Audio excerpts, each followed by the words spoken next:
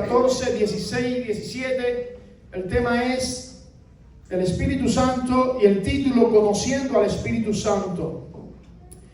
Dice la palabra del Señor en Juan capítulo 14, versos 16 y 17. Yo rogaré al Padre, dijo Jesús, y os dará otro consolador para que esté con vosotros para siempre, el Espíritu de verdad, al cual el mundo no puede recibir, porque no le ve ni le conoce, pero vosotros le conocéis, porque mora con vosotros y estará en vosotros. Dile al que está a tu lado: ¿tú conoces al Espíritu Santo de Dios? ¿Tú lo conoces? Si no lo conoces, es menester que tú vayas en pos del conocimiento del Espíritu Santo de Dios. Estamos viviendo en un mundo que está patas para arriba, en un mundo que está convulsionando, en un mundo donde los absolutos se han perdido, se han acabado los absolutos y ahora las cosas ya no son tantas objetivas, sino son circunstanciales. Bendito sea el nombre del Señor. Lo subjetivo en vez de lo objetivo está prevaleciendo. El hedonismo está permeando nuestra sociedad, nuestra familia. Bendito sea el nombre del Señor. El hedonismo es una búsqueda insaciable por el placer, una búsqueda insaciable por la felicidad. También hay narcisismo. El narcisismo es un amor propio excesivo. En la mitología, Narciso era un hombre que se miró en el reflejo del agua y cuando se vio se enamoró tanto de él que no pudo lograr su amor y se mató. Por tanto, nuestra sociedad está permeada de narcisismo, gente que lo único que le importa es el placer y disfrutar a ellos mismos, y estamos permeados también de hedonismo. Bendito sea el nombre del Señor. Lo transexual, la palabra sexual está de moda. Una y otra vez más hay palabras con sexualidad: homosexual, heterosexual, transexual, y ahora lo sexual está de moda con esta nueva epidemia de sexualidad. Ahora ya no hay hombre y mujer, sino que se denomina muchísimos otros nombres que no vale la pena tomar y decir en este momento, porque nos llevaría a la mención de cada título muchísimo tiempo. La predilección por lo instantáneo nos ha permeado. La predilección por lo rápido nos ha permeado. Queremos carros rápidos, queremos dispositivos electrónicos rápidos, queremos dispositivos electrodomésticos rápidos, queremos que todo sea instantáneo, que todo sea al momento, y hemos traído ese estilo de vida hacia la iglesia. Queremos que el trato de Dios con nosotros sea al momento, instantáneo. No profundizamos en el conocimiento de Dios, no profundizamos en la relación con el Espíritu Santo, y pensamos que conocer a Dios también es instantáneo, y que ofrecerle culto a Él es instantáneo, y que ofrecer nuestro sacrificio vivo y santo a Él también es de una forma rápida. Dentro de la iglesia estamos notando hoy más que nunca apostasía. Estamos notando que la iglesia se está corrompiendo. En vez del mundo convertirse al estilo de vida de la iglesia se está transformando cada vez más. Estoy hablando en sentido genérico al estilo del mundo. Las profecías falsas están permeando. Muchas profecías falsas por los medios de difusión masiva, por el internet, por YouTube, por Facebook. Incluso en la misma iglesia, hombres que se levantan dando profecías falsas cuando Dios no ha hablado nada. El discernimiento del Espíritu ha quedado en el olvido. Ya hombres y mujeres que hablen y que digan: ese hombre no tiene el Espíritu, esa mujer no tiene el Espíritu. Hombres y mujeres que puedan identificar entre demonios y el Espíritu Santo. Se ha perdido eso. La manipulación hoy pulula. Hay manipulación en el altar, hay manipulación con la Biblia. No se hace un mensaje cristocéntrico, bibliocéntrico, que hable solamente de Dios. Ahora los mensajes hablan de motivación, de psicología, de filosofía, hablan de manipulación. Bendito sea el nombre del Señor. En la adoración tenemos muchos instrumentos, tenemos luces, tenemos estilos modernistas. Estamos imitando al mundo en nuestro estilo de adoración, pero la Biblia una vez más nos enseña que la adoración que agrada al Padre no es ni con muchos instrumentos, ni con mucha luz, ni con mucha tecnología moderna. La adoración que agrada al Padre es en espíritu y es en verdad. Bendito sea el nombre del Señor. Oh, hay gente que se denominan espirituales, escriben libros del Espíritu Santo, dan conferencias del Espíritu Santo, pero todos sus frutos terminan dándose gloria a ellos mismos en vez de a Jesús. Una persona que se denomine lleno del Espíritu Santo y busque alabanza para sí mismo y hable más de sí mismo que de Jesús, no es un hombre lleno del Espíritu Santo. Por tanto, la ausencia del conocimiento del Espíritu Santo nos ha llevado en la contemporaneidad, tanto a la sociedad como a la iglesia, a valorar más los logros que lo ético. Las personas miran más lo logrado que la manera en que se logra. Déjame decirte y enseñarte algo, iglesia naciente. A Dios le interesa más el modo en que tú haces las cosas que los mismos logros en sí. A Dios le interesa más el medio por donde tú buscas las cosas que lo que logras en sí mismo. No importa si logras tener un gran ministerio, no importa si logras tener mucha gente que te siga, si lo haces a una manera que a Dios no le agrada, robándole los miembros a otros pastores, eso no es aceptable delante de Dios. Si logras tener una gran compañía en lo secular y tener mucho dinero y lo estás haciendo robando, diciendo mentiras, eso no le agrada a Dios. En la actualidad también la sociedad como la iglesia ha perdido el deseo por el carácter y está admirando más la reputación. Déjame explicarte, la reputación es lo que otros piensan de mí y mi carácter es lo que en realidad yo soy. A Dios le interesa lo que tú eres más que lo que otros piensan de ti, porque siempre muchas personas pueden actuar de una manera falsa para que otros piensen bien de nosotros mismos, pero el carácter es lo que somos nosotros mismos en realidad. En la sociedad y en la iglesia hoy parece interesarle más a la gente la autoestima personal que la estima de Dios. El sentirme bien por las cosas que tengo, por las cosas que disfruto, por lo que otros dicen de mí, que qué dice Dios de mí mismo. Déjame decirte, siempre, siempre, siempre busca la estima de Dios por arriba de tu propia autoestima.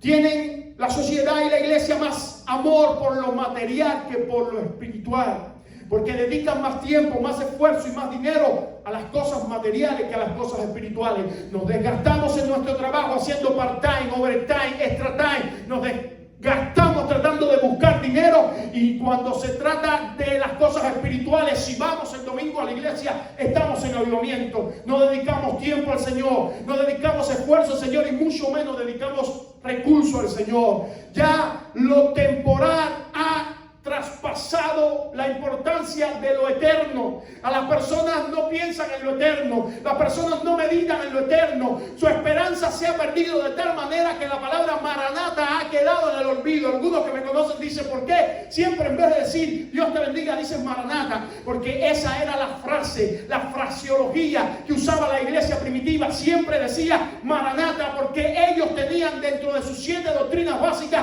una doctrina que nunca se olvidaban de ella. Y esa doctrina era la esperanza que ellos tenían, que la esperanza de que Jesús volvería por su iglesia, la esperanza de que ellos iban a ser transformados a la imagen de Jesús, la esperanza de que sus muertos iban a resucitar primero que ellos, la esperanza de que iban a ascender al cielo y estar adorando al Rey de Reyes y Señor de Señores por toda la eternidad, la esperanza que los mismos ángeles iban a aprender de la adoración de ellos. Por lo tanto, hoy la iglesia ha perdido esa esperanza, hoy la iglesia ha perdido ese enfoque en lo eterno y está prestando más atención en lo temporal, en lo material, en lo momentáneo. Déjame decirte algo, permíteme rodar la alfombra y que el piso se te sacuda por unos segundos. Eso a que le estás dedicando tanto esfuerzo, tanto dinero, tanto ímpetu y también tanta salud, porque dejamos el pellejo y la salud en el trabajo para adquirir dinero. Eso es temporal, eso se queda, no lo vamos a poder echar dentro del ataúd, no lo vamos a poder llevar. ¿Acaso, pastor, usted me está diciendo que no trabaje, que no busque sustento para nada? La Biblia habla de que los siervos de Dios deben trabajar, deben buscar el sustento. La Biblia habla que el que no trabaja y provea para lo suyo es peor que un incrédulo. El cristiano que no trabaja, la Biblia lo llama un incrédulo. Hay que trabajar, pero hay que mantener un equilibrio fehaciente, un equilibrio real entre el tiempo que yo invierto para obtener mi sustento y el tiempo que invierto para conocer a Dios. Se ha perdido el equilibrio entre lo ético y los logros. entre el carácter y la reputación, entre la estima de Dios y la estima y la autoestima, entre lo espiritual y lo material, y entre lo eterno y lo temporal. Nosotros necesitamos conocer a Dios. Dice la palabra del Señor mediante el profeta Oseas, capítulo 4, verso 1: Jehová contiende con los moradores de la tierra, porque no hay verdad, ni misericordia, ni conocimiento de Dios en ellos. Jehová contiende cuando hay gente que no conoce a Dios. Dice Oseas de nuevo en el verso 6, del mismo capítulo 4: mi pueblo fue destruido porque le faltó conocimiento. Por cuanto desechaste el conocimiento, yo te echaré del sacerdocio.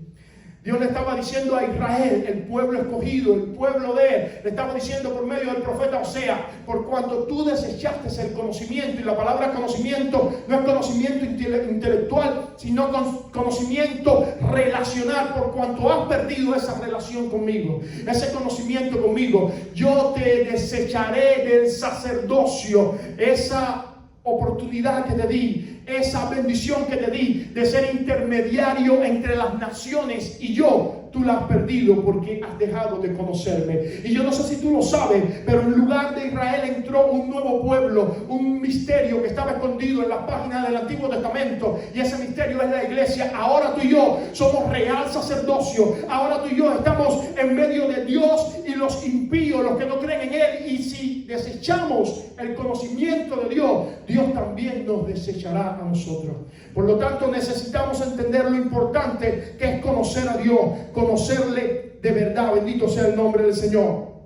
La palabra conocer en griego es ginosko. Está escrita 220 veces en el Nuevo Testamento, y sus acepciones son las siguientes: reconocer, tener conocimiento, aprender, adquirir información, obtener el saber por medios propios, estar familiarizado con alguien, entender, llegar a saber, percibir, reconocer, indicar que uno sabe algo. Es entender, conocer, descubrir, experimentar algo de alguien en lo secreto. Yo no sé si tú has hecho eso, pero a Dios no solamente se le busca en un culto público. La palabra dice, y más que la palabra, el mismo Señor Jesús dice: y cerrada la puerta de tu aposento, busca a tu Dios que está en lo secreto, y Él que ve en lo secreto te recompensará al público. Ahí cuando estás manejando en medio del Tompay, del Palmetro, ahí tú puedes orar a ese Dios que está en lo secreto. Ahí cuando estás en tu casa, metido en tu walk-in closet, metido ahí en tu edificio donde no hay nadie, Él está ahí en lo secreto. Cuando estás caminando por las calles, ahí Él está contigo. Lo bueno de nuestro Dios,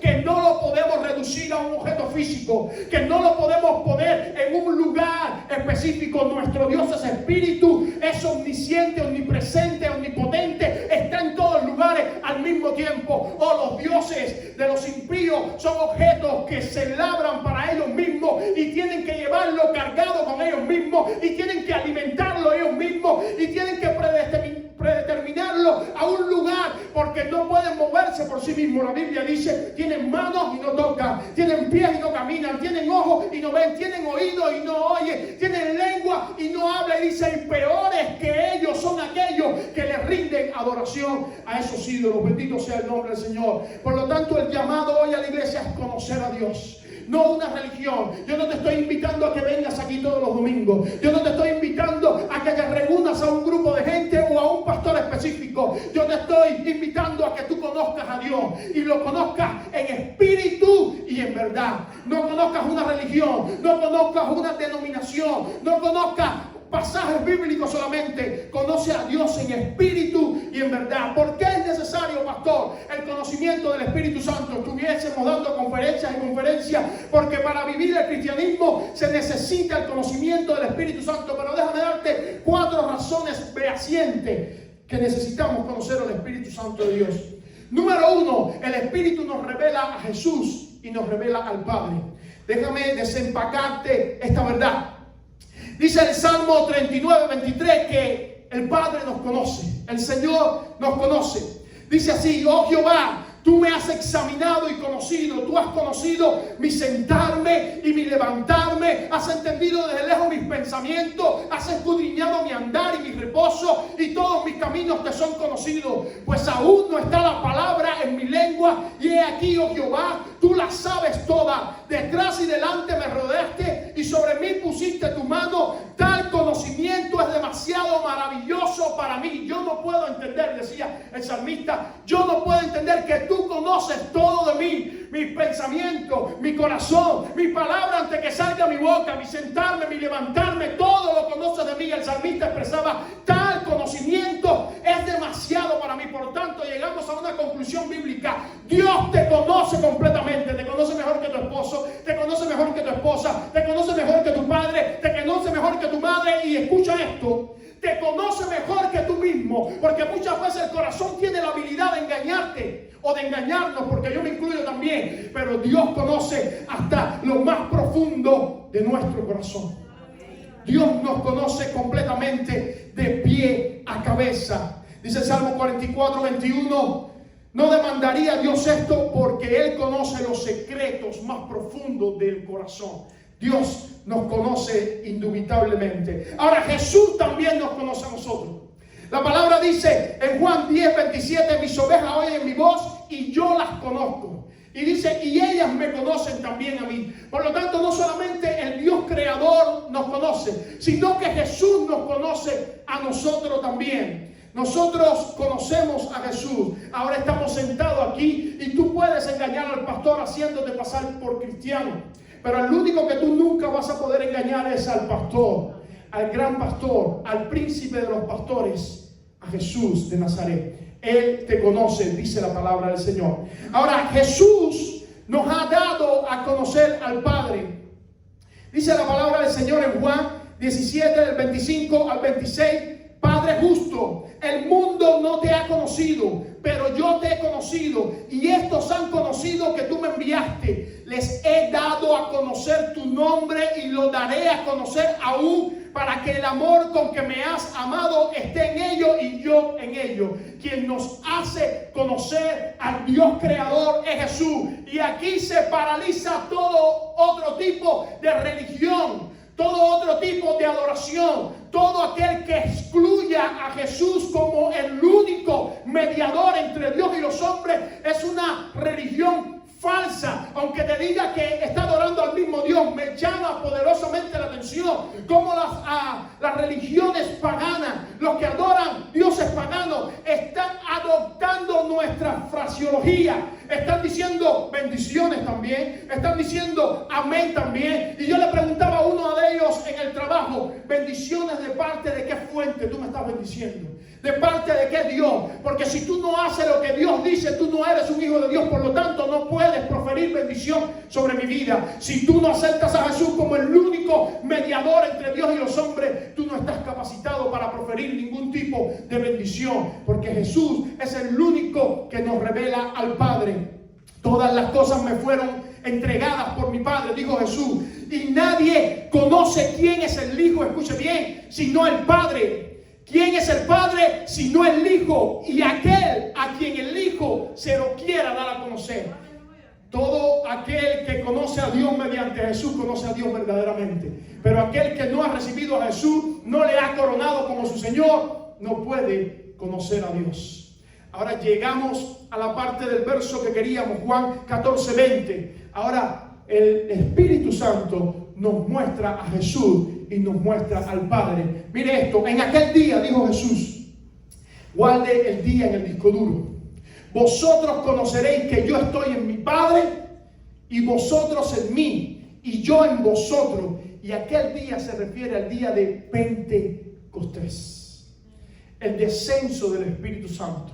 Cuando descendió el Espíritu Santo por promesa de Jesús, a los discípulos se les alumbró el entendimiento y ellos pudieron entender todo lo que Jesús les había dicho y pudieron entender que Jesús era verdaderamente el enviado de Dios. Bendito sea el nombre del Señor. Por lo tanto, el Espíritu Santo, tú y yo lo necesitamos para conocer a Dios y para conocer a Jesús. El Espíritu Santo es la revelación de Jesús y de Dios. El Espíritu Santo, escuche, nos enseña cómo orar, porque tú y yo no sabemos cómo orar. El Espíritu Santo escribe la ley de Dios en nuestra mente y en nuestro corazón. Usted quiere ver una conversión genuina, una persona que cuando conoce a Jesús y le acepta de corazón, el Espíritu Santo viene a morar en esa persona, y esa persona no necesita consejería, no necesita que usted le diga qué tiene que ponerse y qué no, cómo debe de hablar y cómo no, porque dice la Biblia que el Espíritu Santo escribe la ley de Dios en su mente y en su corazón. Cuando va a hacer algo malo, la persona sabe que no está haciendo lo correcto. Aún más, el Espíritu Santo nos testifica a nuestro espíritu de que nosotros somos hijos de Dios. El Espíritu Santo nos ayuda a adorar a Dios en espíritu y en verdad. El Espíritu Santo crea en nosotros santificación. Él nos santifica. Él nos hace más justos aún en el nombre de Jesús. El Espíritu Santo nos recuerda todas las palabras que Jesús dijo. No habla nada por sí mismo, no dice nada nuevo, sino que nos recuerda todas las cosas que están escritas, y el Espíritu Santo testifica de Jesús, da toda gloria a Jesús, porque ha sido enviado. Jesús le dijo a sus discípulos: ahora ustedes están tristes, ahora no me van a ver dentro de poco tiempo, pero dentro de poco tiempo me van a volver a ver. Y su tristeza se convertirá en gozo. Y está apuntando al día de Pentecostés. Cuando ellos recibieron el Espíritu Santo en el día de Pentecostés, salieron como saetas y dieron aún hasta su propia vida, porque el Espíritu les había testificado acerca de Jesús y acerca del Padre. Él es nuestro Paracleto, alguien que está llamado a estar todos los días al lado nuestro. Un paracleto es alguien que le da aliento a una persona que está pasando por un juicio, a una persona que está pasando por una situación difícil. Ese paracleto está al lado tuyo. Ahora cuando tú te vayas, tú te lo llevas en el carro. Cuando te acuestes, se acuesta al lado tuyo. Cuando te levantas, está ahí al lado tuyo. Ese paracleto está para ti cada día de tu vida. Pero dice aún más, no solamente al lado tuyo, sino que está dentro de ti, cumpliendo la palabra de Jesús, que dijo: y el que tiene sed, venga a mí, beba, y de su interior correrán ríos de agua viva. Otra cosa que hace el Espíritu Santo, es especialista en trabajar con el pecado. Con el pecado. En la carta a los Romanos, ya le he predicado esto en algunas veces, pero vale la pena mencionarlo una vez más. La carta a los Romanos, tenemos del capítulo 1 al capítulo 5, 12, mención de los pecados que los hombres cometen. Del capítulo 5, 12 al capítulo 7 está la mención del pecado. Los pecados son en plural, el pecado es en singular. Los pecados es las cosas que hemos hecho, el pecado es la naturaleza intrínseca que hay en nuestra carne por hacer lo malo. Ahora el Espíritu Santo nos liberta de los pecados y del pecado que cometemos. Los pecados necesitan perdón y el pecado necesita liberación. Bendito sea el nombre del Señor. Ahora mire cómo dice Romanos capítulo 8 verso 2. Después que Pablo da una declaración que nos deja un poco confuso, diciendo: ¿quién me librará de este cuerpo de muerte? Porque el bien que quiero hacer no puedo hacer si no hago el mal que no quiero hacer. Y él describe como una dicotomía en su cuerpo, que hay algo de hacer el bien y hay algo de hacer el mal, y dice que hay como una batalla interna, y dice: ¿quién me librará de este cuerpo de muerte? Pero llega el versículo 2 de Romanos capítulo 8 y dice: pero la ley del Espíritu de vida me ha librado de la ley del pecado, no de los pecados, sino de la ley del pecado. Lo que te lleva a hacer lo malo es tu carne. Y dice: el Espíritu de vida me ha librado de esa ley de pecado que hay en mí. Cuando el Espíritu Santo vive en ti y tú le atiendes, tú siembras, tú le cultivas, tú le conoces, entonces la ley de pecado que hay en ti empieza a menguar, empieza a desaparecer. Porque dice Gálatas: el que siembra para la carne, de la carne recibirá ¿qué? Corrupción. Pero el que siembra para el Espíritu, del Espíritu recibirá ¿qué? Vida y vida eterna. Ahora la pregunta sería: ¿qué es sembrar para el Espíritu? Tener comunión con Él, tener relación con Él, hablar con Él, leer la palabra, ayunar, tener koinonía, relación. El Espíritu Santo es una persona en la cual nosotros, bendito sea el nombre del Señor, hablamos y tenemos relación con Él. El Espíritu Santo nos transforma a la imagen de Jesús. No podemos intentar ser cristianos. No podemos decir que somos cristianos por un impulso de nuestra personalidad. Nosotros nos convertimos en cristianos, ojo con esto, cuando somos transformados por el Espíritu Santo de Dios. Es por eso que hay muchas personas que intentan ser cristianos con su propia fuerza, o con su propio conocimiento, o con su tradición, o con su experiencia, y cuando sale de la iglesia se encuentra con una tentación y cae y peca porque está enfrentando la tentación con su fuerza, con su conocimiento, con su historia. Pero lo necesitamos hacer con el Espíritu Santo de Dios.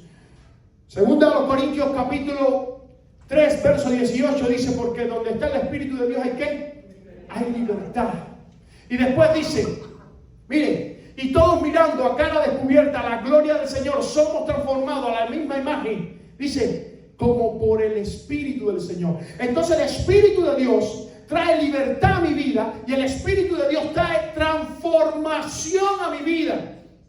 Cuando yo tengo esa relación con el Espíritu de Dios, cuando yo le siento, cuando yo le palpo, cuando yo le disfruto, yo me empiezo a transformar, empiezo a cambiar de forma. Hay algo diferente en mí. ¿Y qué empieza a pasar en mí? Los frutos del Espíritu, que usted conoce perfectamente: amor, gozo, paz, paciencia, bondad, benignidad, fe, mansedumbre y templanza. Me quedo con la última para describirlo: templanza, dominio propio, moderación a la hora de actuar. ¿Usted sabe por qué los cristianos no tienen moderación a la hora de actuar? Porque no tienen el fruto del Espíritu Santo.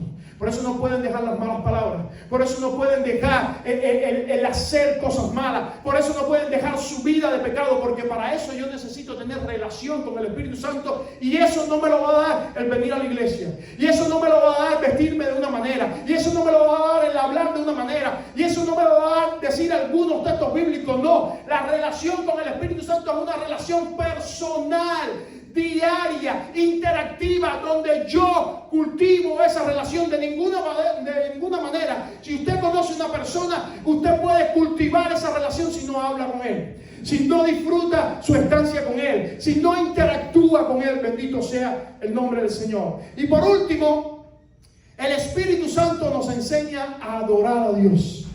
Los verdaderos adoradores adoran ¿en qué? En espíritu y en verdad. Y esto te va a sonar fuerte lo que te voy a decir ahora, pero te lo tengo que decir porque Dios me lo ha puesto en el corazón y te lo tengo que decir. Todo intento de adoración que se salga del Espíritu Santo de Dios es religión e idolatría. Todo intento que se salga del Espíritu Santo de Dios es religión e idolatría. La única manera aceptada por Dios para adorarle es en espíritu y en verdad. Y la Biblia declara, porque el Padre es espíritu. No podemos adorarle de otra manera si no es en espíritu. Pablo llega a Atenas, una de las ciudades de Grecia, y cuando llega a Atenas dice que los atenienses tenían más ídolos que personas. Grecia era una de las ciudades más culturalmente desarrolladas. Sin embargo, era donde más pecado había en el mundo antiguo. Dice que allí Pablo se encontró con los epicúreos, que son descendientes de Epicuro, los cuales su filosofía era decir que la felicidad se encontraba mediante el placer. Y los estoicos, que eran descendientes de Zenón, los cuales creían que la sabiduría era evitar emociones intensas. Y creían en un Dios que no era personal. En todos los dioses que ellos tenían un altar que decía el Dios no conocido, haciendo alusión al Dios de los judíos. Ahora, cuando ellos toman a Pablo, un predicador, y lo llevan a disertar. Dice que cuando Pablo empezó a disertar en el Areópago, dice que le dijo: yo veo que ustedes son muy religiosos, pero ese Dios que ustedes tienen, que es un Dios que ustedes no conocen, ese Dios, ese altar, yo conozco a ese Dios que ustedes hablan de él. Y dice que Pablo empezó a hablar de Dios y del conocimiento que él había tenido de Dios. Dice que todos empezaron a aceptar al Señor, y dice que todos empezaron a recibir al Señor y empezaron a tener un encuentro con Dios, porque Pablo había tenido un encuentro con el Dios del cielo. El Señor se le había aparecido y Pablo expresa en la carta a los Filipenses diciendo: todas las cosas lo tengo por basura por el conocimiento de Cristo.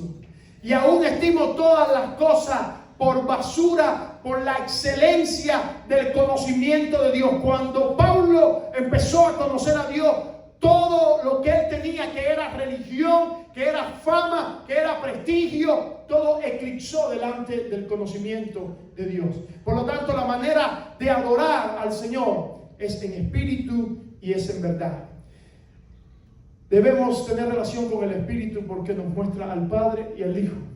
Debemos tener relación con el Espíritu porque nos transforma a su imagen y a su semejanza, a la imagen de Jesús y a la semejanza de Jesús. Debemos tener comunión con el Espíritu porque nos ayuda a vencer el pecado. Debemos tener comunión con el Espíritu porque nos ayuda a adorar a Dios. Ahora, el Espíritu no es una fuerza activa. El Espíritu es una persona. Y como persona tiene los elementos de la personalidad. Tiene mente, tiene emociones y tiene voluntad. Por eso es una persona. Porque no tenga cuerpo que sea incorpóreo no quiere decir que no es una persona. El Espíritu es una persona. Y nosotros debemos de cuidar de no pecar contra el Espíritu Santo de Dios. Y yo te voy a mencionar 6 pecados. Y si tú eres prudente, tú debes copiar estos 6 pecados que te van a ayudar y debes marcar los versos bíblicos que te voy a dar. El primer pecado es contristar al Espíritu Santo de Dios. Efesios capítulo 4, verso 30. Por nada contristes al Espíritu Santo de Dios. Él es una persona. Contristar es hacer sentir mal a alguien. Contristar es entristecer a alguien. Y hay un verso que me dice de la manera que yo lo puedo contristar a él. Efesios capítulo 4, verso 30, dice Pablo, hablándole a los efesios: quítese de vosotros toda amargura, enojo, ira, gritería, malicia y maledicencia. 6 pecados que hacen que yo contriste al Espíritu Santo de Dios.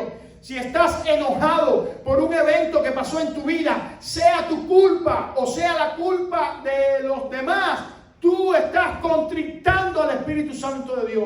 Una de las cosas que me ayuda a decirle a las personas que discipulo, me es fácil pedir perdón y humillarme, porque lo primero que tengo delante de mí es que cuando estoy amargado, estoy contristando al Espíritu Santo de Dios.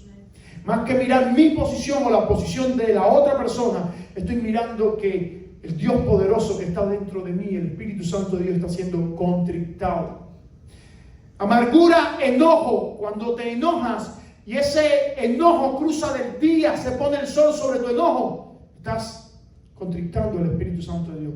Cuando tienes ira, tienes tanta rabieta y tanto rencor en ti que quieres perder el dominio propio y estallar y darle rienda suelta a tu ira, estás contristando al Espíritu Santo de Dios. Cuando gritas, cuando pierdes el control en tu manera de hablar con tus hijos, con tu matrimonio, tratando de expresar un derecho que en realidad no se expresa mediante la gritería, estás contristando al Espíritu Santo de Dios. Cuando hablas maledicencia, cuando dices malas palabras o hablas de una forma inadecuada acerca de tus hermanos, de tus familiares, escucha esto, hermano, aprenda, aún teniendo la razón, estás contristando a la persona del Espíritu Santo de Dios. Aquí el tema no es si yo tengo la razón o no tengo la razón. Aquí el tema es que cuando estos pecados toman la rienda de mi vida, yo estoy contristando al Espíritu Santo de Dios.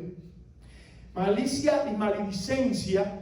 La malicia, ya le expliqué la maledicencia, y la malicia es cuando yo me creo más inteligente que los demás y quiero tomar ventaja sobre mi prójimo. Eso es malicia. Por lo tanto, esos pecados, de esa manera, yo contrito al Espíritu Santo de Dios. El otro pecado, tenemos que toda la raza humana lidiar con él, y es el pecado de la mentira.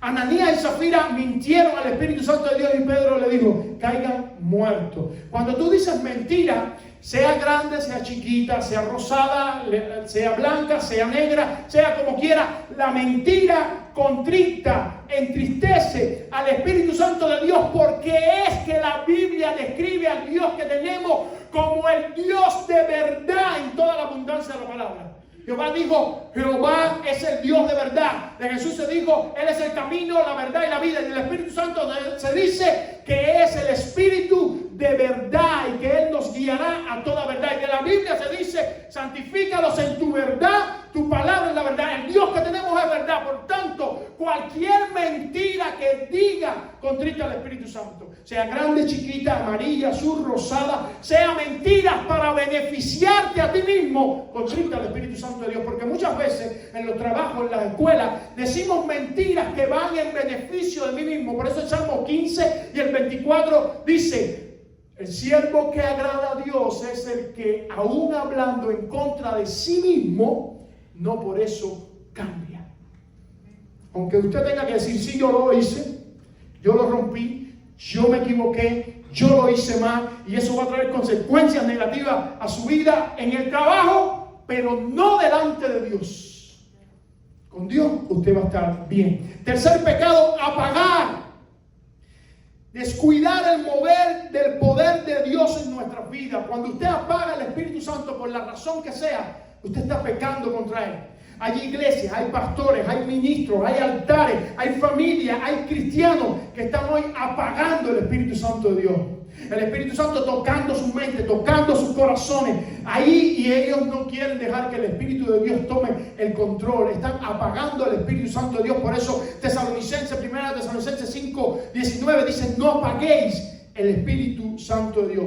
Endurecerse, resistirnos a asumir una actitud de arrepentimiento cuando hemos pecado. Dice Hebreos 3, del 7 al 11, por lo cual, como dice el Espíritu Santo, si oyeres hoy su voz, no endurezcas tu corazón. Hay gente aquí que Dios lo está llamando. Hay gente aquí que Dios le está hablando. Hay gente aquí que Dios le está diciendo, ven a mi camino. Tú sabes que has corrido de mí. Tú sabes que estás lejos de mí. Tú sabes que no estás haciendo lo que a mí me agrada y están endurecidos.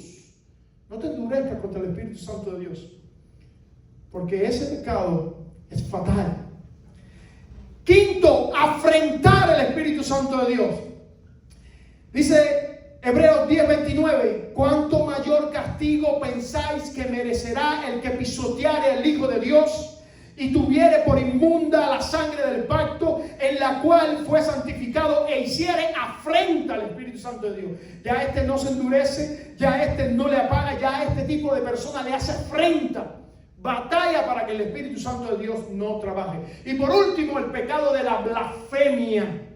Atribuir a otros dioses o a otras personas la obra regeneradora y milagrosa del Espíritu Santo de Dios. Eso es blasfemar. Cuando usted ve una obra del Espíritu y usted la trata como una obra humana, como una obra de demonio, como otro tipo de obra, y usted le está dando gloria a otra persona y no al Espíritu Santo de Dios. La palabra dice, toda blasfemia contra el Hijo del Hombre será perdonada, pero no la blasfemia contra el Espíritu Santo de Dios. Guarda estos pecados: contritarle, mentir, apagar, endurecer, afrentar y blasfemar contra el Espíritu Santo de Dios. De todas las etapas de la iglesia que tenemos, las 6 etapas: apostólica, perseguida, imperial, medieval, reformada y moderna, no nos queda un legado, un ejemplo mejor de una relación genuina con el Espíritu Santo de Dios que la etapa de la iglesia apostólica. Capítulo 1, el Señor habla y le dice, no se vayan de Jerusalén hasta que no venga sobre vosotros el Espíritu Santo de Dios.